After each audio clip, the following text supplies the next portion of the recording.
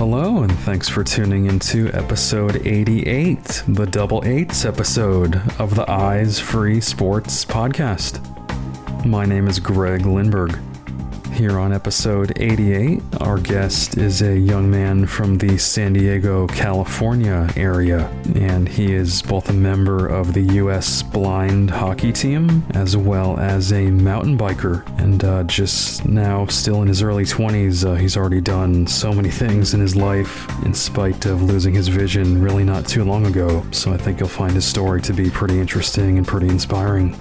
So let's go ahead and hit the ice now and get skating with episode 88.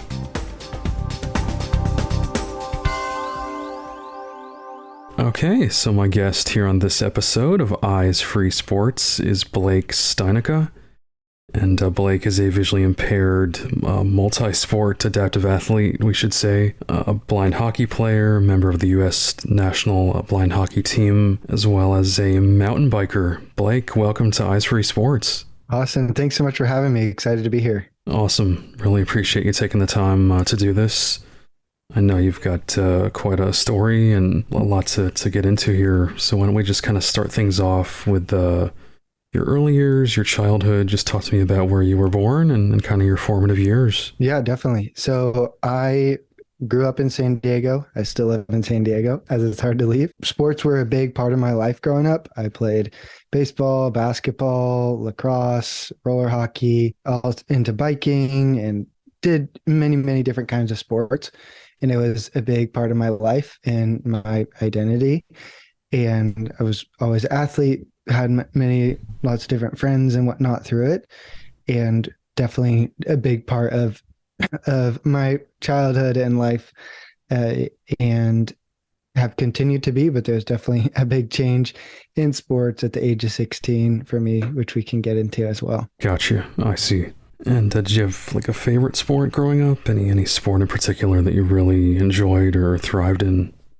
Yeah, I think the sport I played the most was baseball growing up, and baseball was like the biggest. And then I think what kind of became one of my favorite team sports for sure was hockey.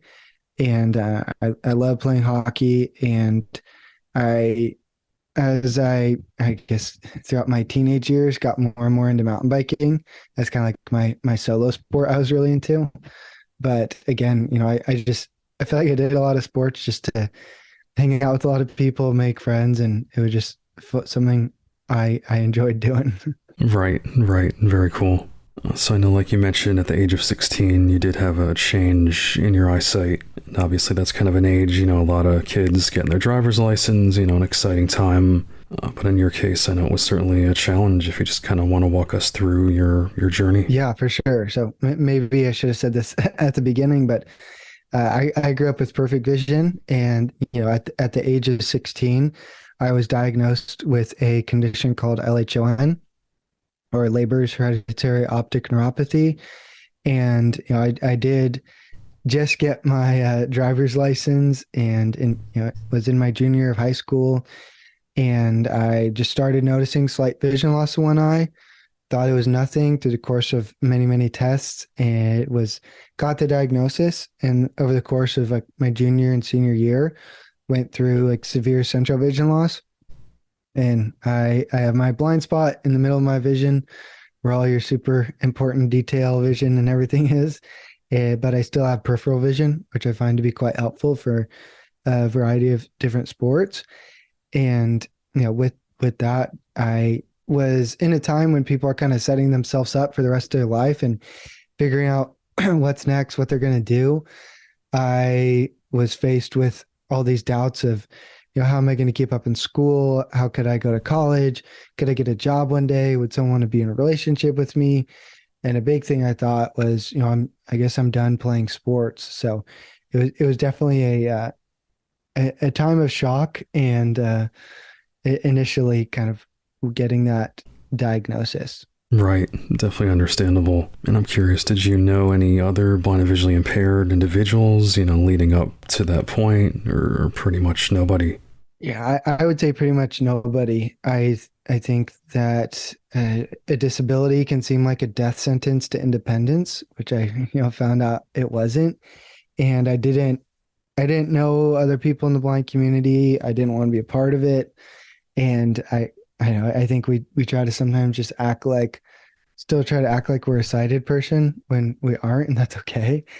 And but I think it was awesome to get reached out to by people on Facebook, reach out to like my family and stuff that played blind hockey and were bugging me, tell me about it.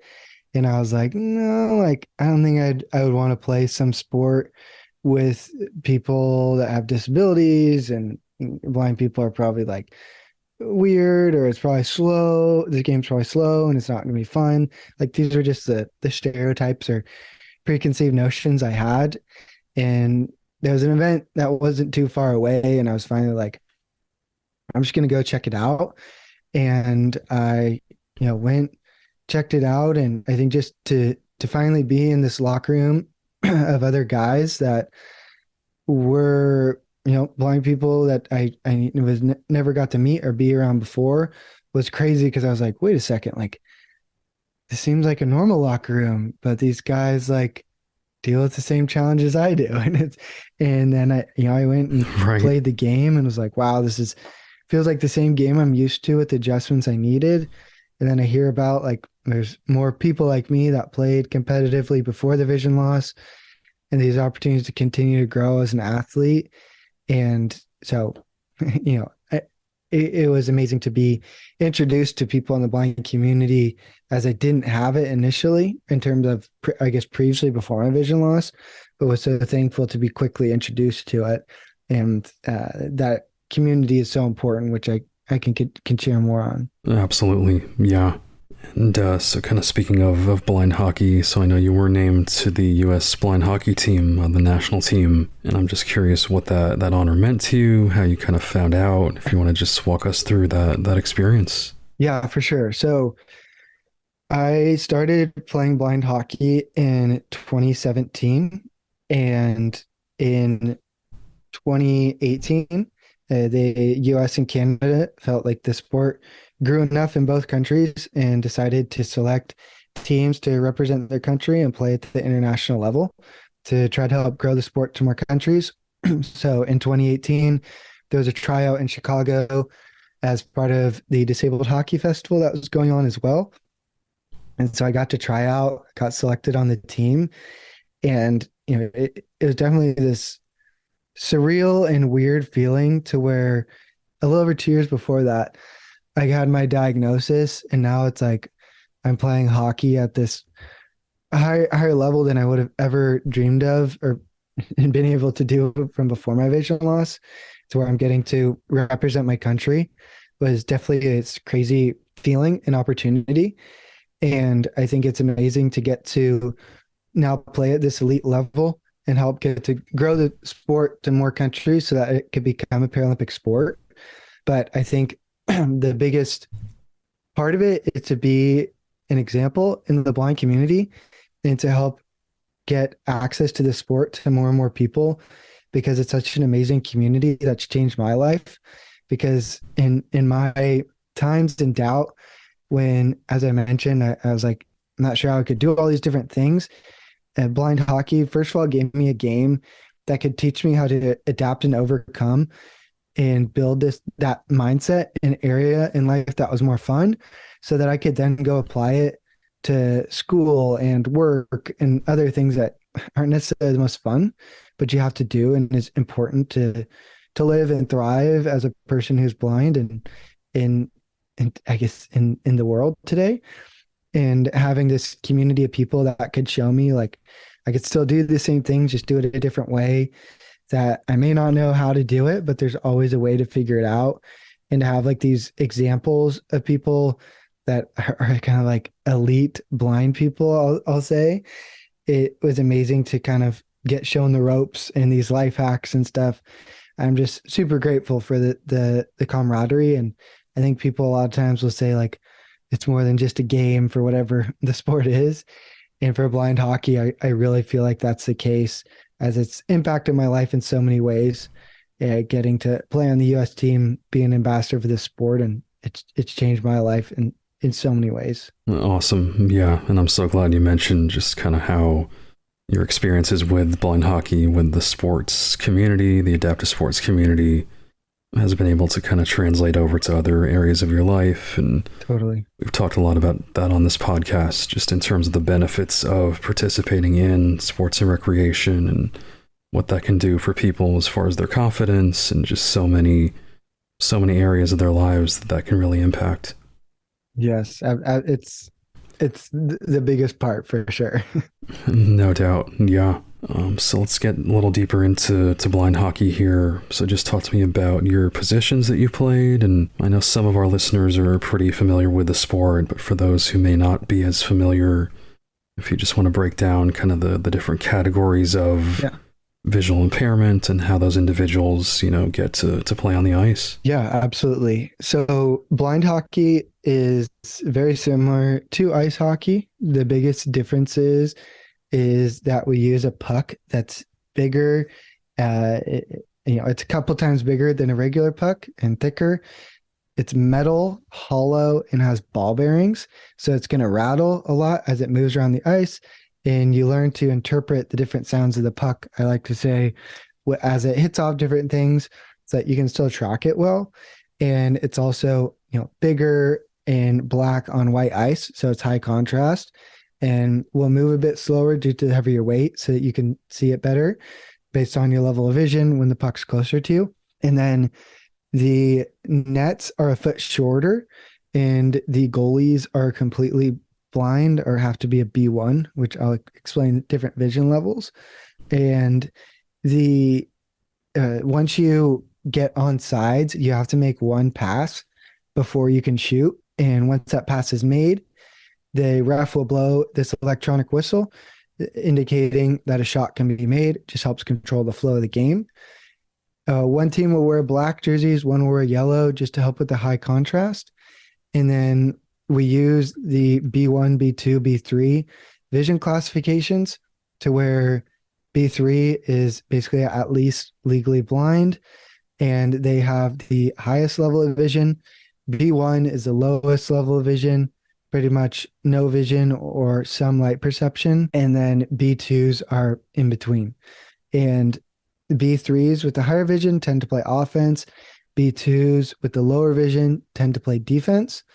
And at the international level, we play where there can only be 14 points on the ice at one time, which is 1B1 for 1 point. 2B2s is 4 points, which would equal 5 plus that 1B1 point. And then 3B3s, which is 9 points. So that adds up to 14 points. And so you have to be mindful of how you're doing your line changes. And the reason I also say this is because I am a forward and will play one of the wings as I like to try to score. And Right. But I'm a B2. So when I'm out playing B2 on offense, we're able to have a B3 with higher vision on defense, which can be helpful to conduct things at the point and just kind of mix up the strategy of things a bit. And so those are the biggest differences of blind hockey. And a lot of times when people watch us play, they could, you could show up to the rink and just be like, why are those people playing with that noisy puck? The game looks so similar. You would rarely know that there's people that are blind or visually impaired playing the game.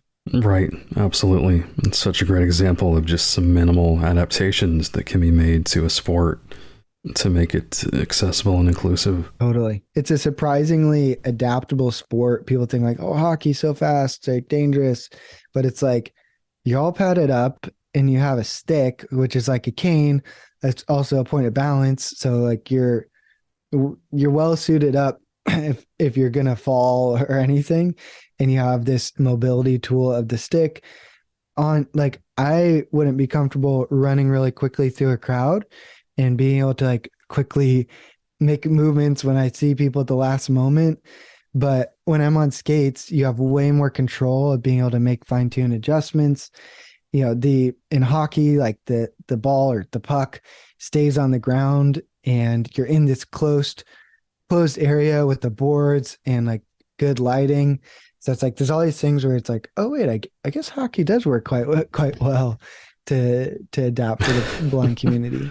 Yeah, that's a great comparison. I've never heard that made by anyone else about, the hockey stick and the white cane Yeah, parallel, but it is, it's not just to shoot the puck. Obviously, it can be used in a lot of other ways for too. sure. And so I know you did recently compete in this event against the Canadian blind hockey team, and I think, was that back in March? Yeah, it was at the end of March in Toronto.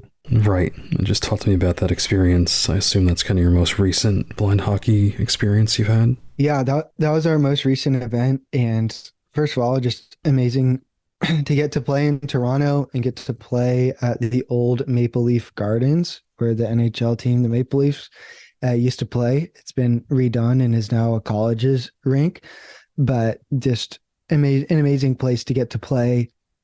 Obviously, in Canada and in Toronto, just a big hockey town. And we played a 3-game series against Canada, and it's definitely we lost the series, and it had its ups and downs for sure. And I think the a really exciting game was game two, and we tied and then lost in overtime, and it was Mm. a very exciting bit of a back and forth game. And then we were down, I believe, down by two in the third period and tied it up. And I feel like it was just amazing for on both sides just to see such a good quality competitive game. And I was just proud of my teammates with how hard we pushed ourselves, the effort we put out, our confidence, our communication. And it was very exciting. The 3-on-3 overtime was tough. It's interesting playing 3-on-3 versus 5-on-5. It's just so much slower, so spread out. And we got a penalty, and it goes to 4-on-3 instead of going to 3-on-2. They add a player to the other team, and then the Canadians scored on that power play that they had. But we were super proud of how we played, and it was also just a great showcase of blind hockey and a lot of good people exposure from people in the community coming to watch the game.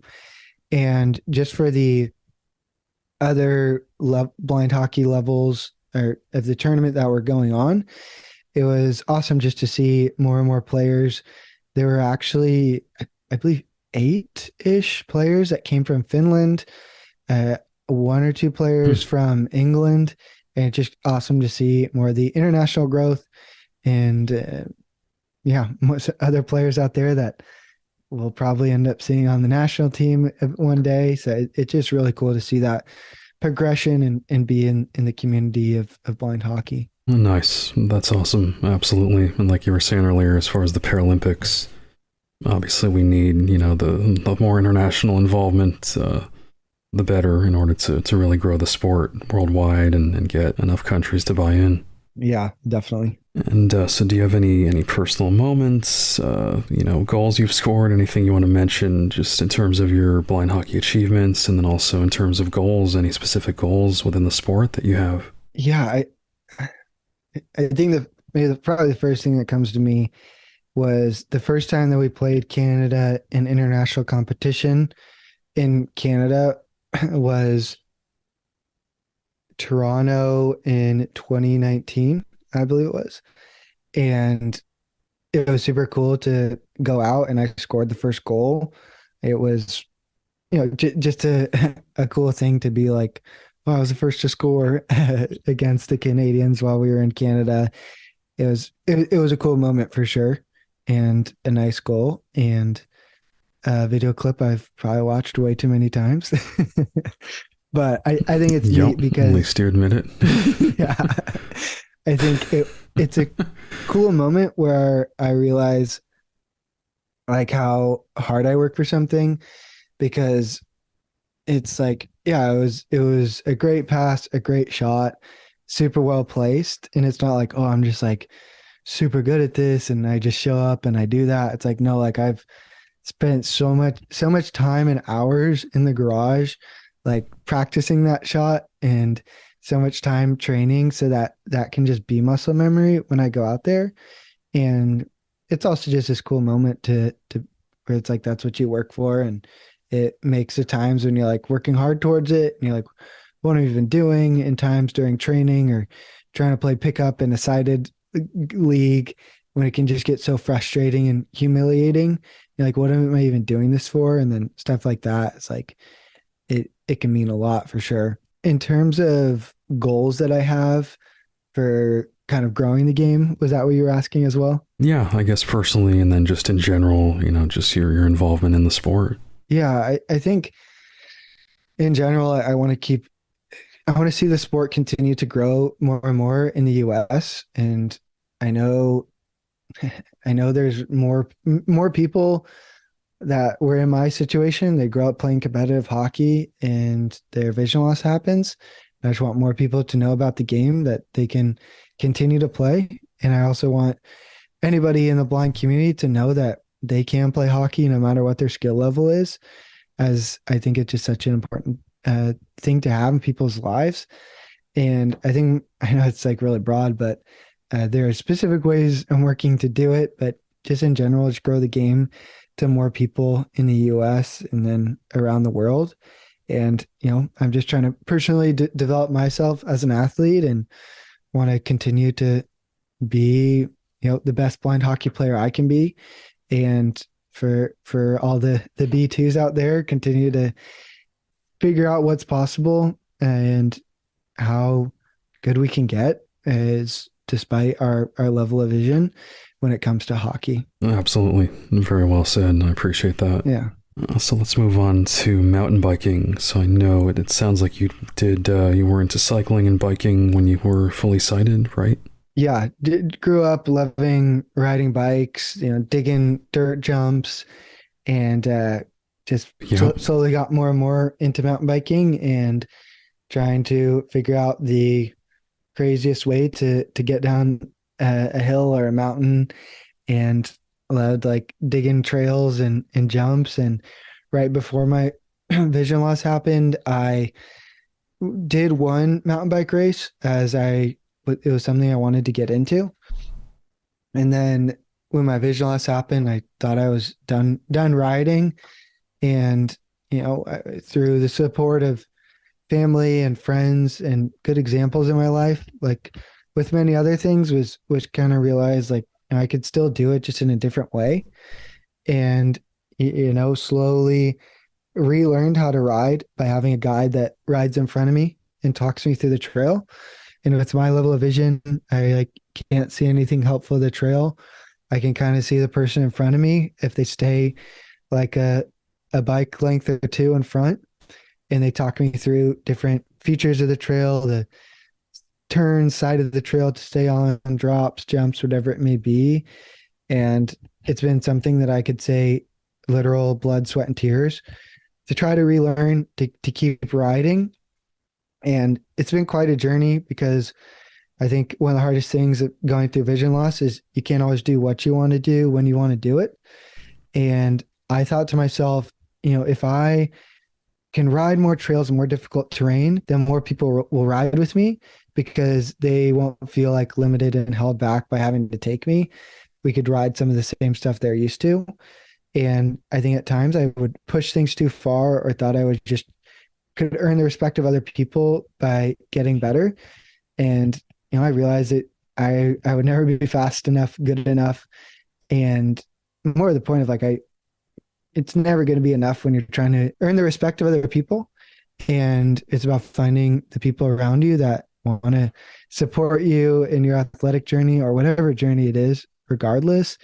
And, it's finding, like my friend Eric, who I ride with a lot, he accepts that it's different when he rides with me, but it's a different kind of like feeling and enjoyment when I get through a certain obstacle that we both work together to ride and figure out how to communicate and talk through. And it's definitely been, a journey to all those points, but something that's taught me a lot of lessons and has again been something else that teaches me how to adapt and overcome something that's difficult to fall down and get back up, quite literally. And I can apply that to other areas in life that aren't as fun, and to have that mindset in education and employment in other areas. And yeah, it's been a process. And uh, about a year ago, I decided to do an enduro mountain bike race, which is basically there's three downhill trails that are kind of like level of downhill mountain biking, which is just find the craziest way down type thing. And you have to ride three downhills. You only time on the downhills, but you have to pedal up to the start of each. And so me and my friend Eric did that about a year ago. And, it was an awesome experience to be a part of. I got 12th out of 12 people. This was just a competition against sighted riders. And I, just did it just to be out there. And since racing was something I wanted to get into before my vision loss, I was like, hey, I'll go back out to the place that I did my first race and try this out. I like rode all the trails that they could have selected it from before just to practice them all. I was like, I know I can do it. I'm just going to do it to be able to achieve it, and just kind of have that experience. And so it was a cool thing to do. I personally work in marketing, and I got to work in the mountain bike industry for a bit, which was cool to get to experience that as well. So there's a lot of different things there, but that's kind of a high level of things for my journey with mountain biking. Nice, nice, very cool. And do you hope to compete in more mountain biking competitions like that? I don't know. I think I don't know is the answer I'm going to go with. Sometimes I Sure. think about doing other things. There's other types of rides, I'll call them, that I could maybe feel more competitive in. If it's like there's certain rides that are distance rides through difficult terrain, lots of elevation, more technical downhills, and it feels like it'll be just an accomplishment to complete, and it's less of like racing. Um, Maybe there's becomes more blind mountain bikers out there where we can go to events and race. I'm not sure.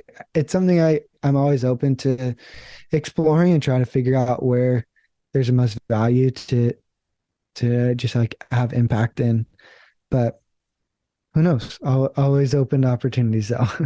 Yeah, no doubt. And obviously, tandem biking is definitely pretty popular in the blind community. But, something like mountain biking, I feel like it's a whole different animal and would be super cool to see, like you're saying, more opportunities out there, maybe even some kind of competition or tournament specifically for visually impaired mountain bikers. Yeah. If there's others out there, hit me up. I would love to talk more.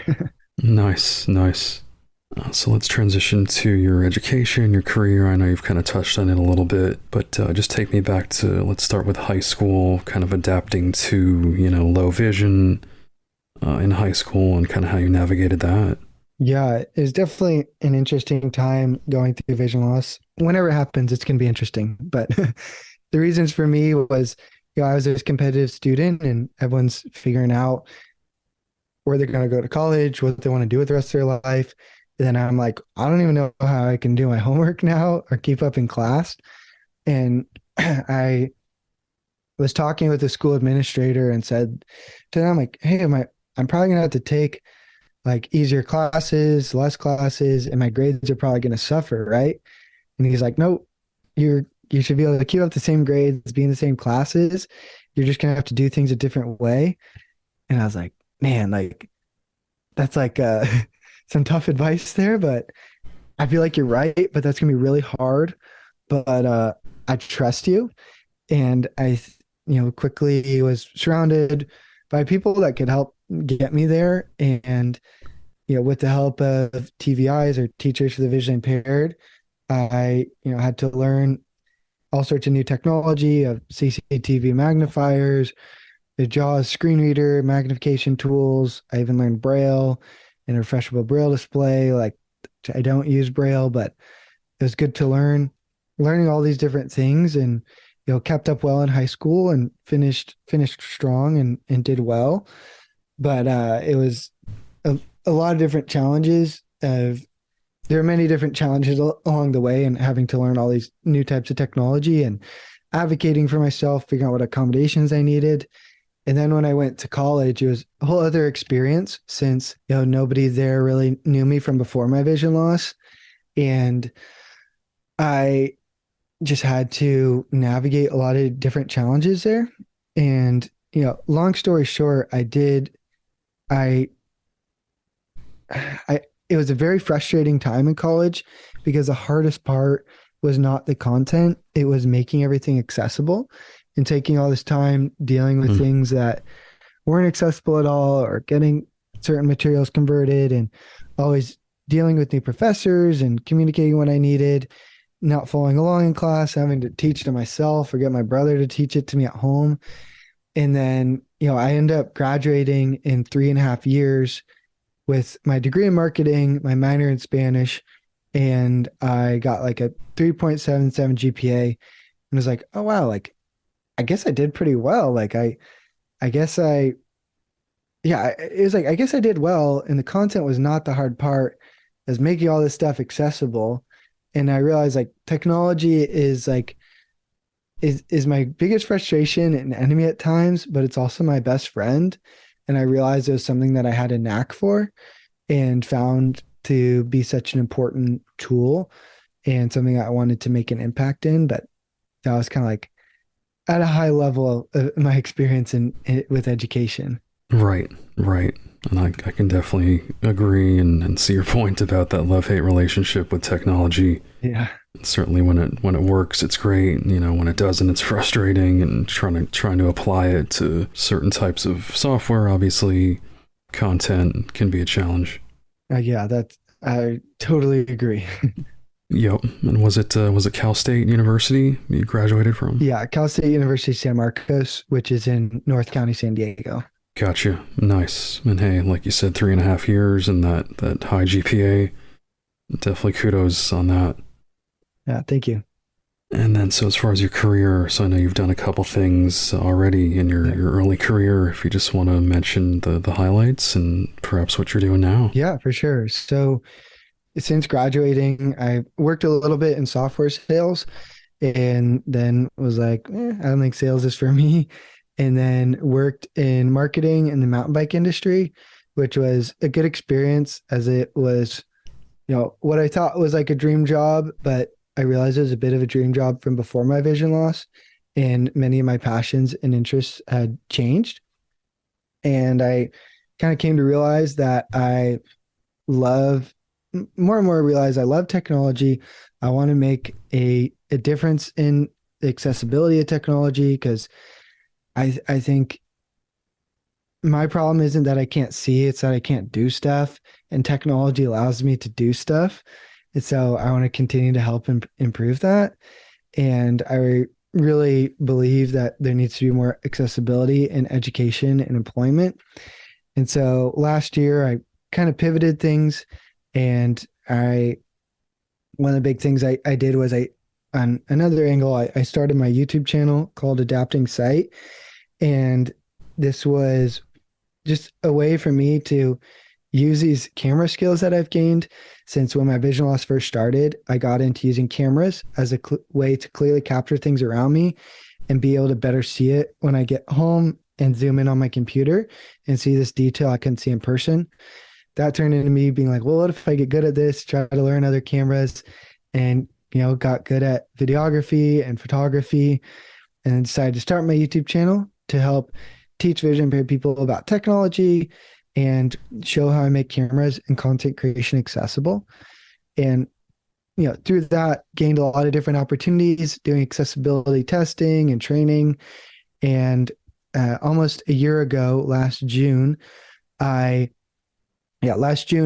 started doing some contract work with Clusiv, and went full time last September, and have been there since. And Clusiv, it's the world's first e-learning platform built for the blind community to help teach technology, occupational, and career skills, all to help remove barriers to employment. And with the 70% unemployment rate in the blind community, I see that a lot of it is a skills gap between the blind and employment. Since the technology can be confusing and difficult to learn, there's all these other different occupational skills that you have to know and figure out and navigate. And there's not always a great place to learn these things. And, Clusiv is here to fill in that gap by providing that training, equipping people for employment. And it's definitely something I wish I had when my vision loss first happened, as I've had to teach myself so many of these things. And at Clusiv, my title is a growth manager.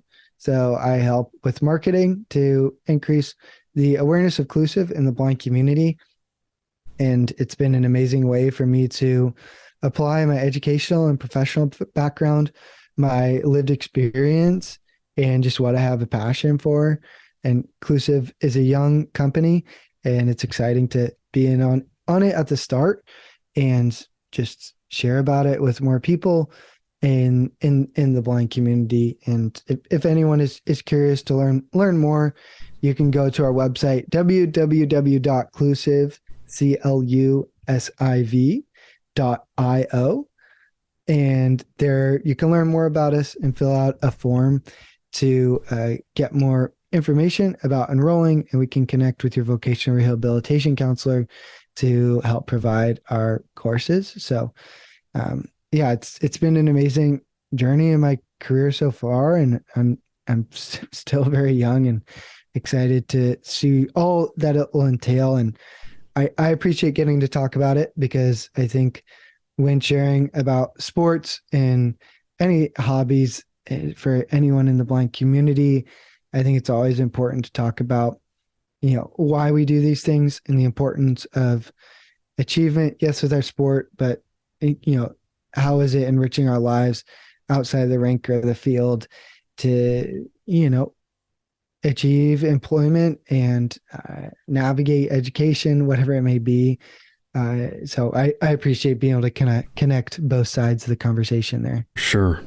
And I'm just so thrilled to hear about that company and everything they're doing. And personally, I've, had a zillion job interviews in my life, and extremely grateful to be where I currently am. But I know, I've obviously been through it, and many others have been through the challenges of trying to find employment, and certainly gainful employment, and kind of the whole accessibility angle that's, needed in a lot of cases. So really congrats on that role, and really excited to help promote that company as well. Awesome. Yeah. Thank you so much. Alrighty. Again, we've been chatting with Blake Steinecke from the San Diego, California area. And Blake, first off, thank you so much for your time. And secondly, congrats on all your achievements, athletically, academically, career-wise. I think, like you were saying before, just in terms of the benefits of sports and how it can really empower people in their lives. And I think you're a great example of that. Awesome. Yeah. No, thank you so much. I appreciate the opportunity getting to share and talk about all these different things, as they really all connect. And thanks for the work you do to help share these stories to more people with your podcast. So love what you're doing, and honored to get to be a part of it. Awesome. I really appreciate that, Blake. Thanks again. No problem. And if anyone wants to connect with me, you can connect with me on LinkedIn. We can share my YouTube channel and links to my LinkedIn and socials in the show notes as well, if that works. Absolutely. Yep. I'll definitely include that, so everyone be on the lookout for that info as well. Cool. Sounds good. Alrighty. Thanks again, Blake. Really appreciate it. No problem.